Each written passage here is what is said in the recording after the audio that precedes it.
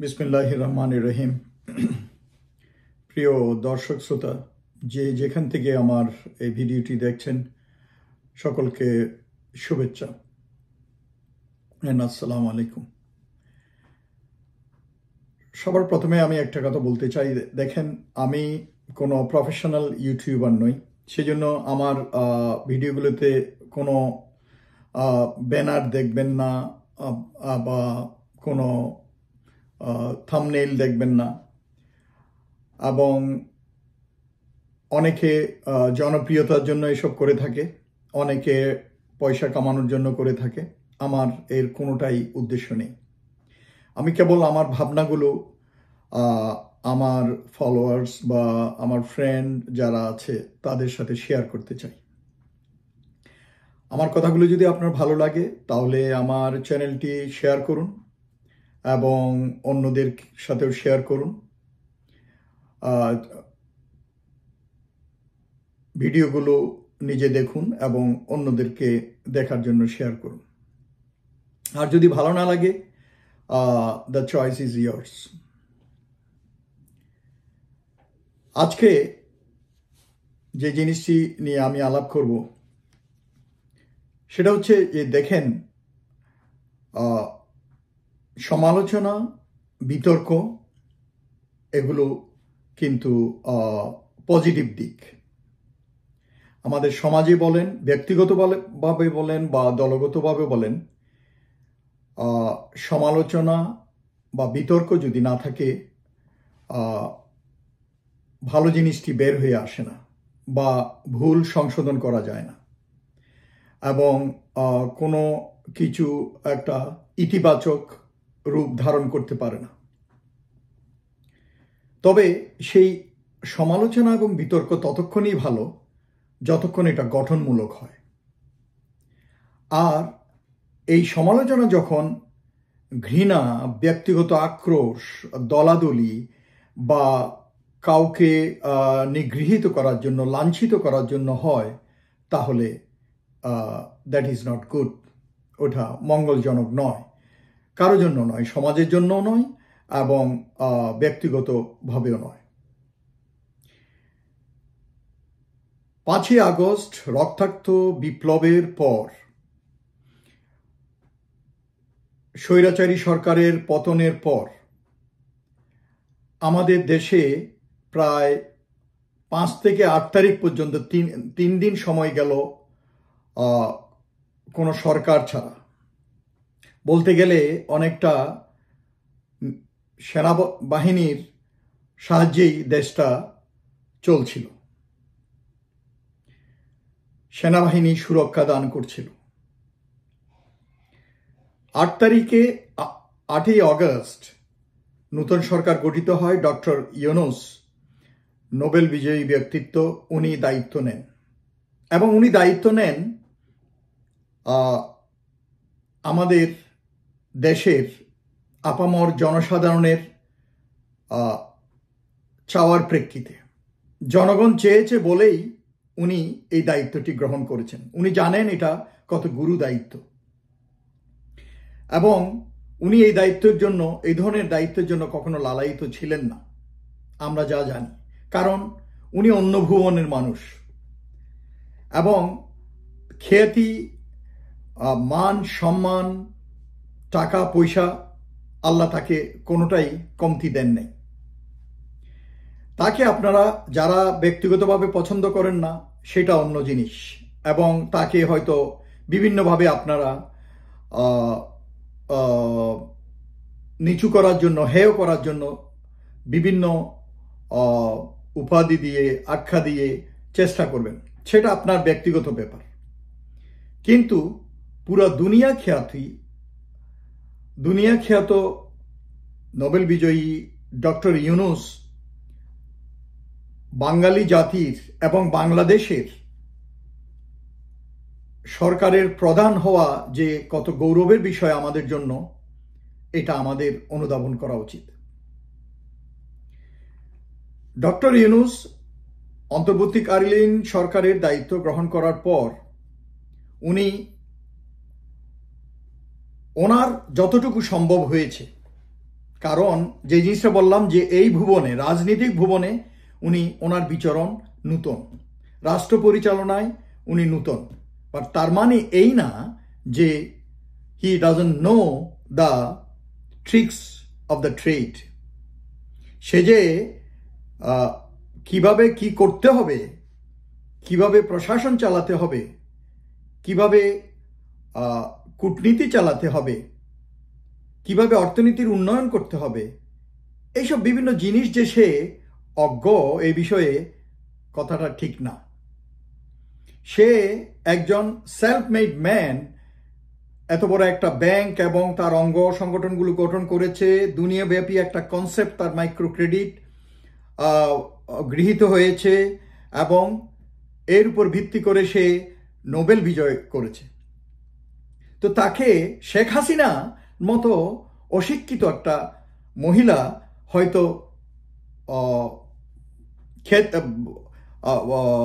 কি বলে যেন রিকগনাইজ করতে না পারে, অপমান করতে পারে, কিন্তু আমরা যেন সেই দুর্ভাগা না হই, আমরা যেন তা না করি। কাজে ডক্টর ইউনূসকে যেহেতু আমরা সবাই দায়িত্ব দিয়েছি, এখন উনি বলেছেন যে আমাকে আমার মতো করে চালাতে দেন, তো উনি তো ওনাকে আমরা একটু দেই, চালাতে দেই। উনি ওনার সাধ্যমতো উপদেশটা, ঠিক আছে, আমি আপনি বলছি অমুক খারাপ, অমুক ভালো না, অমুকের এই গন্ধ, অমুকের এই ব্যাকগ্রাউন্ড, বাট ডক্টর ইউনূসকে সম্মান করে, ডক্টর ইউনূসকে যেহেতু আমরা দায়িত্ব দিয়েছি, সে তার মতো করে লোক সিলেক্ট করে চালাচ্ছে। সে বলেছে আপনারা সমালোচনা করুন, তার মানে এই না যে আমরা খেয়ে না খেয়ে, পান থেকে চুন খসলে এবং সব কিছুর ব্যাপারে খালি সমালোচনা সমালোচনা সমালোচনা করব। আমরা জানি আমাদের এশিয়ান একটা কালচার আছে, বিশেষ করে আমাদের সাউথ এশিয়াতে একটা কালচার আছে সমালোচনা, যেটাকে আবার ওই আমাদের ইসলামিক ধর্মে বলে গীবত করা। তো এইগুলো করতে আমরা খুবই পছন্দ। আমাদের ভিতর কিছু লোক খালি অন্যের সমালোচনায় ব্যস্ত থাকে।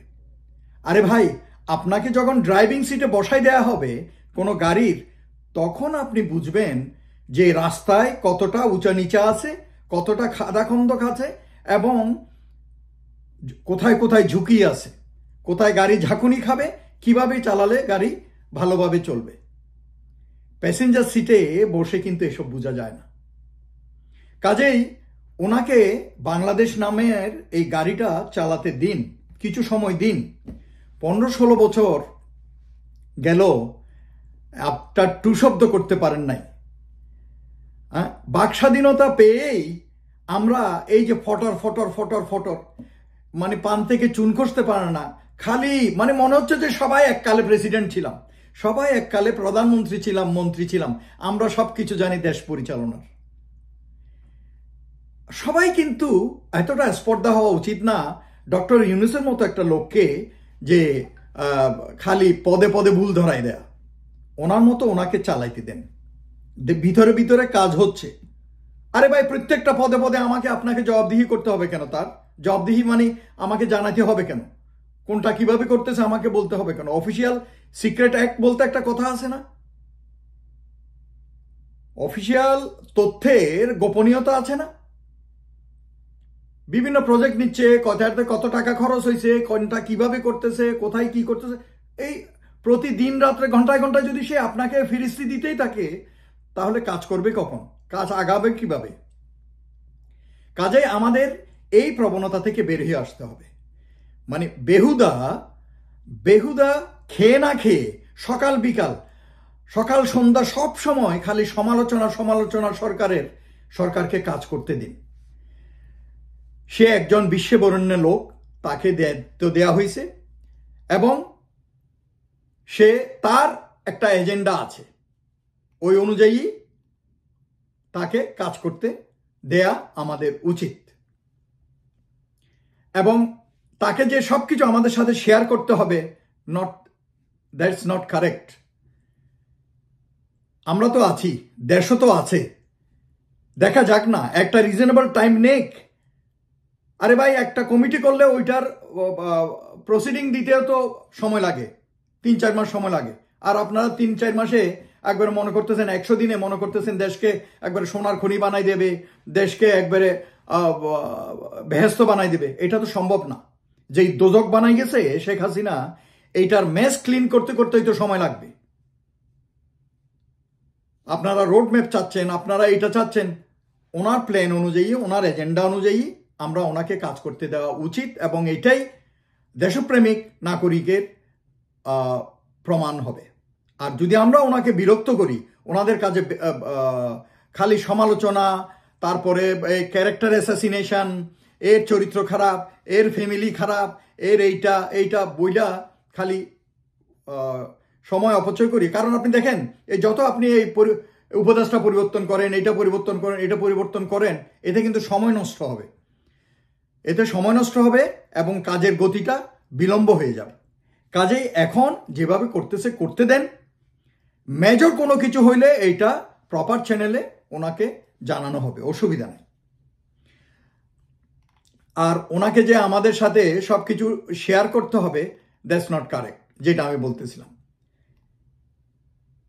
আপনারা নিজেরাই দেখতেছেন, দেশের শত্রুরা বিভিন্ন চক্রান্ত নিয়ে তৎপর।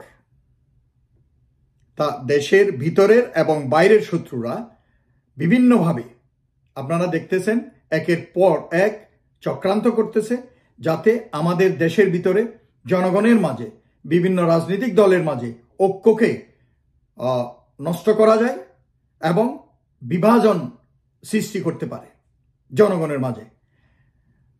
তারপর হচ্ছে একটার পর একটা ওরা ঘটনা ঘটায় এমনভাবে, আপনারা দেখেন এই যে সরকার আসার পর থেকে কতটা ঘটনা ঘটালো, এবং আপনারা নিজেরাই বুঝতেছেন, যখন ধরা পড়ে দেখা যায় যে ছাত্রলীগের লোক। এটা তো এমন না যে ওরা দোষ দিত, খালি বলতো বিএনপি জামাত, এইটা ওইটা বলতো, মৌলবাদী বলতো স্বৈরাচারী সরকার, আর আমরা এখন কোনো কিছু হইলেই আওয়ামী লীগ আর ছাত্রলীগ বলবো। It's not that. এটা তো প্রমাণ হচ্ছে। সেদিন ওই যে 3টা কলেজে মারপিট হইল ডেমরার ওদিকে, ওখানে ধরা পড়ছে ছাত্রলীগের ছেলে, নেতৃত্ব দিচ্ছিল। গার্মেন্টসে লোকজনকে উস্কানি দিচ্ছে, ওখানে বক্তৃতা দিচ্ছে, উস্কাইতেছে, ধরা পড়ল ছাত্রলীগের ছেলে। তারপরে ওই যে ইসকনের অফিসে আগুন লাগাইতেছে, ধরা পড়ল ছাত্রলীগের ছেলে। তো ভাই এগুলো তো বানানো কথা না, এগুলো ভিডিও আছে, ছবি আছে, গল্প আছে। তো কাজেই এগুলো কিন্তু সত্য। তো আমরা বুঝতেছি, আমরা নিজের চোখে দেখেও সত্যকে যদি মিথ্যা বলি বা স্বীকার করতে না চাই, তাহলে এটা ভুল। আমরা অন্ধ থাকা উচিত না, আর অন্ধ থাকা উচিত না। যা ঘটতেছে এগুলো আমরা বুঝতে হবে। দেশপ্রেমিক নাগরিক হিসাবে আমাদেরকে আমাদের ঐক্য যাতে নষ্ট করতে না পারে, আমাদের ভিতরে যাতে ভাগাভাগি দলাদলি করতে না পারে, সেটা আমাদের বড় শক্তি কিন্তু ঐক্য, জাতীয় ঐক্য। কাজেই আমাদের এখন সবচেয়ে বেশি দরকার জাতীয় ঐক্য। দল, মত, বর্ণ নির্বিশেষে, জাতি, ধর্ম, বর্ণ নির্বিশেষে আমাদের সবাই বাংলাদেশি হয়ে, নিজেদেরকে বাংলাদেশি ভেবে আমাদের দেশের স্বার্থের বিরোধী সকল চক্রান্তকে আমাদেরকে রুখে দেওয়ার জন্য প্রস্তুত থাকতে হবে এবং চেষ্টা করতে হবে।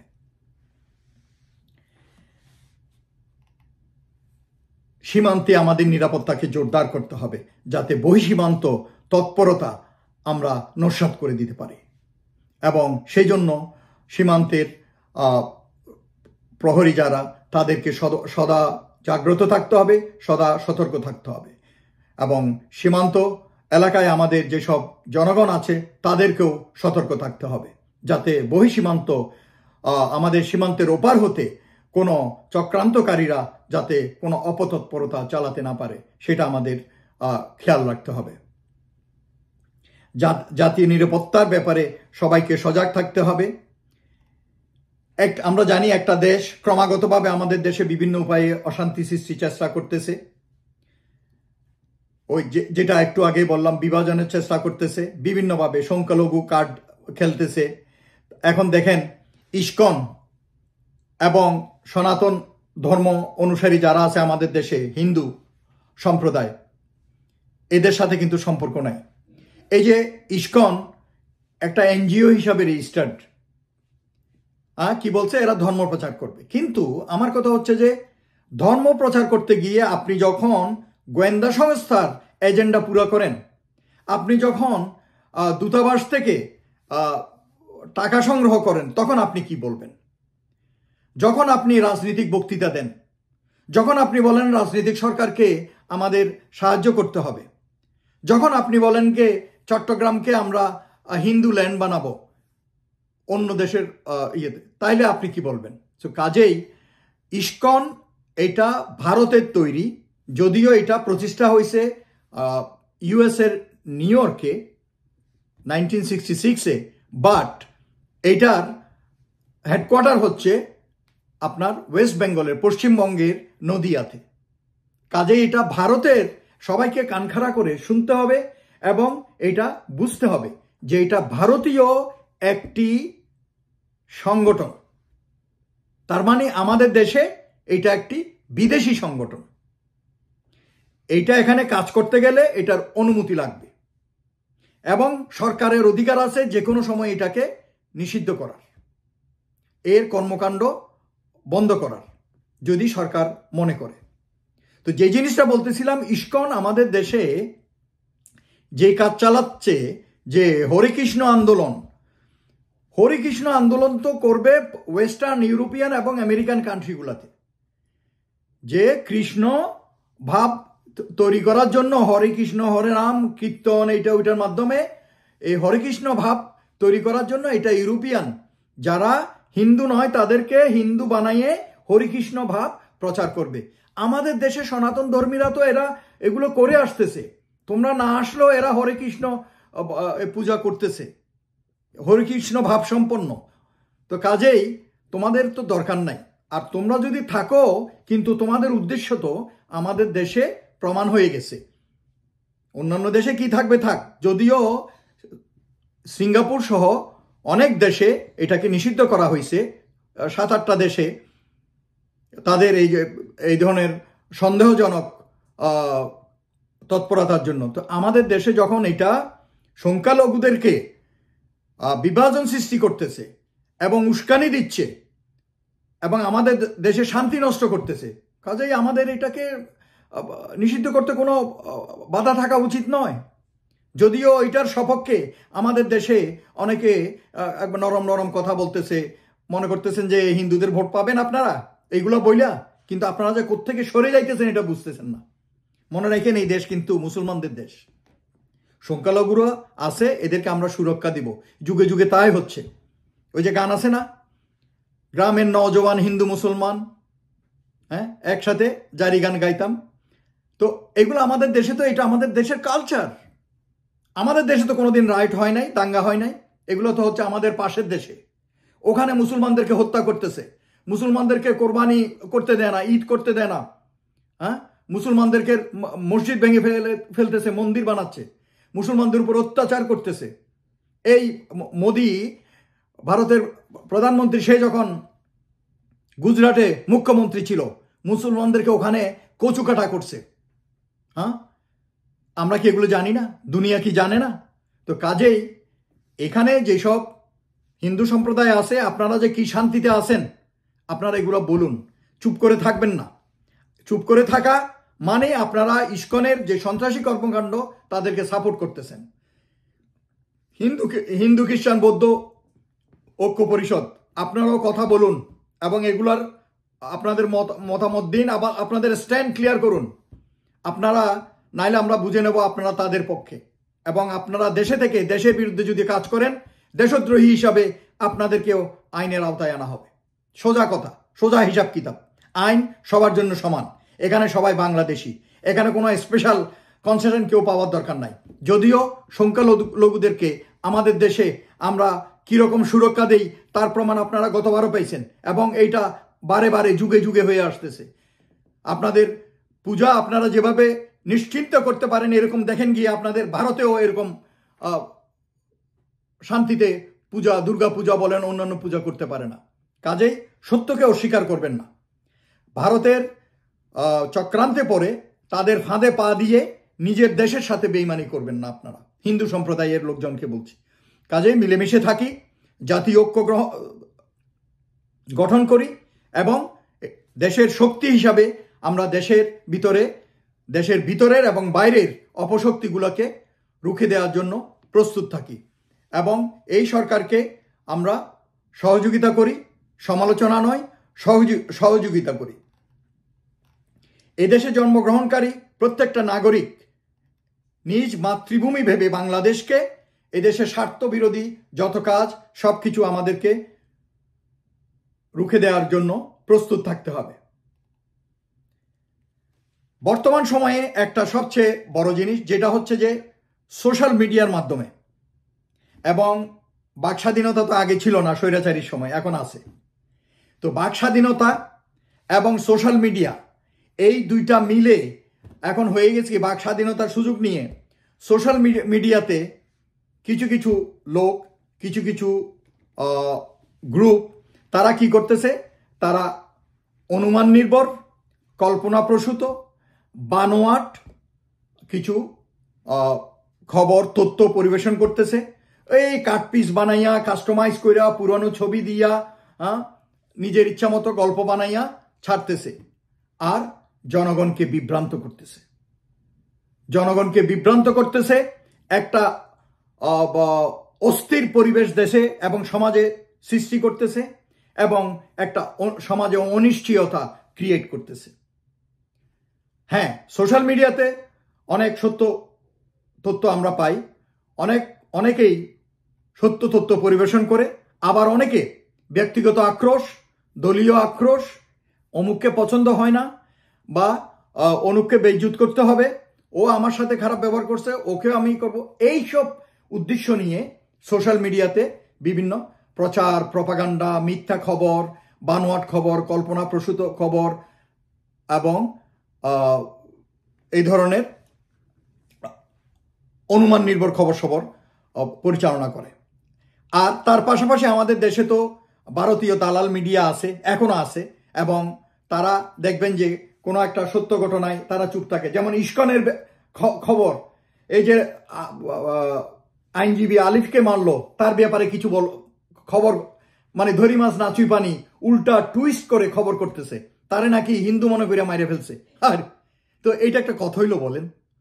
তো এইগুলা আপনাদেরকে বুঝতে হবে। আমাদের দেশেও আছে, আমাদের দেশের বাইরেও মিডিয়া, আমাদের পাশের দেশের মিডিয়া কি খেয়ে না খেয়ে ওরা একটা মিডিয়া সন্ত্রাস চালাচ্ছে, মানে সব মিথ্যা খবর পরিবেশন করে আমাদের দেশের ভিতরে একটা অস্থিতিশীল পরিবেশ সৃষ্টি করার জন্য চেষ্টা করতেছে, যাতে এই সরকারকে ব্যর্থ প্রমাণ করা যায়। এই সরকারকে ব্যর্থ হতে দেয়া যাবে না, আমাদের স্বার্থে, সেই অগাস্ট বিপ্লবের স্বার্থে। এটা সবাইকে খেয়াল রাখতে হবে কিন্তু।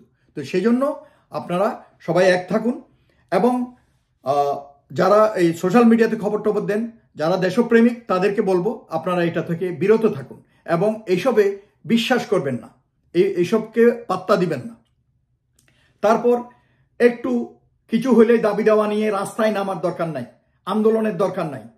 সঠিক পন্থাতে আপনাদের আবেদন পৌঁছে দিন এবং অ্যাকশন নেওয়া হবে আমার মনে হয়। কারণ রং প্র্যাকটিস অনুশীলন করে লাভ নাই, যে কিছু হইলে রাস্তায় নেমে গেলাম। আরে ছাত্র আন্দোলন ছিল, এটা বিভিন্ন ব্যাপার, এটা ভিন্ন প্রেক্ষাপট। কাজেই ওইটা জন্য আপনারা যদি মনে করেন যে রাস্তায় নামলেই, আন্দোলন করলেই, ভাঙচুর করলেই দাবি পূরণ হয়ে যাবে, সেটা ঠিক না। সরকার এখন হার্ড লাইনে যেতে বাধ্য, কারণ জনগণের জীবনে অশান্তি সৃষ্টি করার অধিকার কারো নাই, সোজা কথা। আর 16 বছরের জঞ্জাল আসলে তো এই 100 দিনে ঠিক করা যায় না, এটা তো আপনাদের বুঝতে হবে।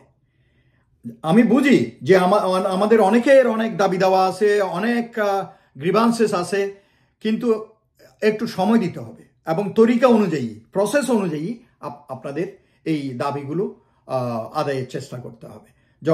এই ভাঙচুর আন্দোলন রাস্তায় অশান্তি সৃষ্টি করে নয়। এখন আরেকটা পয়েন্টের উপর বলবো, ইদানিং দেখতে পাচ্ছি সেনাবাহিনী এবং সেনা প্রধানকে নিয়ে কিছু অনুমান নির্ভর কথাবার্তা বলছেন অনেকে। ফেসবুকেও দেখলাম এক সাইকোলজিস্ট, মনোবিজ্ঞানী, উনি একবারে জেনারেল ওয়াকারের বডি ল্যাঙ্গুয়েজ দেখে অনেক কিছু বুঝে যাচ্ছেন। আরে ভাই, সেনাবাহিনীকে আপনারা বুঝেন না। আমি 30 বছর সেনাবাহিনীতে চাকরি করছি, ঠিক আছে? সেনাবাহিনী সম্বন্ধে বাইরের লোক আপনারা অনেক কিছুই জানেন না। এখন ওই যে স্বৈরাচারী সরকার সেনাবাহিনীকে অনেক মিসইউজ করছে, সশস্ত্র বাহিনীকে অনেক মিসইউজ করছে, পুলিশকে মিসইউজ করছে, তার যে রাষ্ট্রযন্ত্র ছিল এবং বিভিন্ন টুলসকে সে মিসইউজ করছে, সেই জন্য হয়তো আপনারা জানেন। কিছু লোক কারাপ্ট হয়ে গেছে, দুর্নীতিবাজ হয়েছে, তাই বলে পুরো সেনাবাহিনী কিন্তু দুর্নীতিবাজ নয়। আমাদের সেনাবাহিনী দেশপ্রেমিক সেনাবাহিনী, কাজে আপনারা জেনারেলাইজ করবেন না। জেনারেলাইজ করে একবারে পুরো সেনাবাহিনীকে খারাপ বলতে পারেন না। আর আপনারা জেনারেল ওয়াকারকে খারাপ বলেন, আরে ভাই দেশকে তো সে বাঁচাইছে। আপনারা চিন্তা করে দেখেন, সেদিন যদি শেখ হাসিনা না পালাইতো, সেনাবাহিনী যদি আপনাদের ছাত্র জনতার পাশে না দাঁড়াইতো, কি হইতো আপনারা বলেন? আরো লোক মারা যাইতো, আরো লোক মারা যাইতো, রক্তের গঙ্গা হয়ে যেত এবং শেখ হাসিনা ওই তার তক্তে তার সিংহাসনে বসে থাকতো এবং আরো বছরের পর বছর তার অত্যাচারের স্ট্রিম রোলার চালা যাইতো এই বাঙালি জাতির উপর। আমরা এত তাড়াতাড়ি ভুলে যাই কেন? এই সেনাবাহিনী, আমাদের দেশপ্রেমিক সেনাবাহিনী দেশের বিভিন্ন ক্রান্তিকালে, রাজনীতিক বলেন, সামাজিক বলেন, প্রাকৃতিক বলেন, সব সময় এই সেনাবাহিনী এসে এই লন্ডভন্ড হয়ে যাওয়া বাংলাদেশকে ঠিক করে, আর এই রাজনৈতিক দল ক্ষমতায় আইসা এটার আবার 12টা বাজায় দিয়ে চলে যায়। এই যে সেনাবাহিনী নিঃস্বার্থ কাজ করে যায় জাতির জন্য, দেশের জন্য, জনগণের জন্য, আপনারা এটার জন্য কোনো বাহবা দিবেন না। ওই ভারতীয় দালাল এবং ভারতীয় গোয়েন্দা সংস্থা রর চক্রান্তে আপনারা খালি আমাদের সশস্ত্র বাহিনী এবং সেনাবাহিনী সম্বন্ধে কিছু লোক খালি বিষেধাগার ছড়াই যাচ্ছে, খালি বিষ ছড়াই যাচ্ছে। জেনারেল ওয়াকার সে যদি ক্ষমতা নিতে চায়, সে তো যে কোনো সময় নিতে পারে, ইট ইজ ওয়ান টুর ব্যাপার, বাট সে নিচ্ছে না, সে নিবে না। আমি বলে দিলাম সে নিবে না, কারণ আমরা জানি এটা আমাদেরকে শেখানো হয়। যদিও অনেক পূর্বে আমরা দেখছি অনেক ক্ষমতালোভী জেনারেল ছিল, লোক ছিল, রাজনৈতিক অভিলাষ ছিল, কিন্তু আমাদেরকে শেখানো হয় রাষ্ট্র পরিচালনা সেনাবাহিনীর কাজ নয়। সেনাবাহিনীর কাজ আমাদের দেশ মাতৃকাকে বহিঃশত্রু হাত থেকে রক্ষা করার জন্য প্রস্তুত থাকা। কাজেই সেনাবাহিনীকে নিয়ে আপনারা প্রচার প্রপাগান্ডা করবেন না এবং উল্টাপাল্টা কথা বলবেন না। একটু জানেন, মনে করেন যে সেনাবাহিনী সম্বন্ধে অনেক কিছু জানেন, বিজ্ঞের মতো কথা বলেন, হ্যাঁ, টক শোতে আসেন, আতেল আতেল দেখান। আপনারা কেজি কি আমরা তো জানি। আপনারা মনে করেন আর্মি অশিক্ষিত? আর্মিতে অফিসারদের ভিতরে আপনি দেখেন প্রতি 10 জনে আপনারা এখন 5 জন পিএইচডি হোল্ডার পাবেন, এমবিএ করা পাবেন। তো এত কি মনে করেন? দুনিয়া আগাই গেছে, আমাদের সেনাবাহিনীও আগাই গেছে। কাজে আমি এটা বলতেছি জেনারেলাইজ না, বাইরে। আমি জানি আমাদের সেনাবাহিনীকে আপনারা পছন্দ করেন, ভালোবাসেন, কিন্তু যারা এই সেনাবাহিনীকে নিয়ে চক্রান্ত করতেছে, বিষ ছড়াচ্ছে, তাদের উদ্দেশ্যে আমি বলতেছি। আমাদের এই সেনাবাহিনী প্রধান জেনারেল ওয়াকারকে নিয়ে এখন অনেকে ইদানিং উল্টাপাল্টা করতেছে, জরুরি অবস্থা দিবে, এই সে এই করবে, সেই করবে, সে সেনাবাহিনী প্রধান হওয়ার উপযুক্ত না, এই সেই। আরে ভাই, হোয়াট এভার ইট ইজ, সে সেনাবাহিনী প্রধান, হি ইজ অ্যান ইনস্টিটিউশন। সে একটা বাহিনীকে, দেশের একটা জনগণের শেষ আশার ভরসাস্থল সেনাবাহিনীকে কমান্ড করতেছে। তার উপর আস্থা রাখুন, তার পাশে দাঁড়ান, তাকে সহায়তা করুন, সমর্থন দান করুন এবং একসাথে আমাদের সরকারকে সমর্থন দান করুন, সহায়তা দিন। দেশকে আমরা যাতে এই অল্প সময়ে পুনর্গঠন করে, বিনির্মাণ করে, বিপ্লবের স্বপ্নকে পুরা করে আমরা গণতন্ত্রের প্রক্রিয়ায় উত্তরণ করতে পারি।